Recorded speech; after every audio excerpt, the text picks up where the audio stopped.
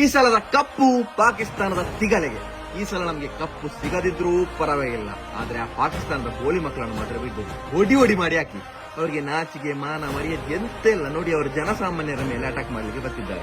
ಅವ್ರಿಗೆ ಎದುರೆದುರು ಬರ್ಲಿಕ್ಕೆ ದಮ್ಮೆ ಇಲ್ಲ. ಅವರ ಇದು ಬೀದಿ ಪಟಾಕಿಯಾಗಿ ಮೇಲೆ ಒಡಿ ಮಾಡಿದ್ರು, 100-200 ಡ್ರೋನ್ ಬಿಟ್ರು. ಎಲ್ಲ ನಮ್ಮ ಯೋಧರು, ನಮ್ಮ ಸೈನಿಕರು ಟಪ್ಪ ಓಡ್ದು ಹೊಡಿ ಮಾಡಿ ಹಾಕಿದ್ದಾರೆ.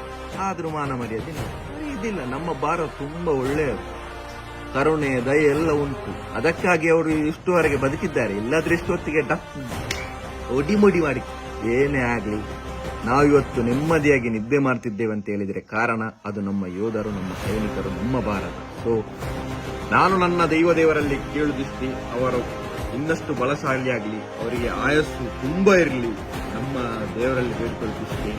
ಬೋಲೋ ಭಾರತ್ ಮಾತಾ ಜೈ, ಜೈ ಇಂಡಿಯನ್ ಆರ್ಮಿ. ಒಡಿ ಮಾಡಿ ಹಾಕಿ ಆ ಪಾಕಿಸ್ತಾನದ ಮುನ್ನೆ ಮಕ್ಕಳನ್ನು.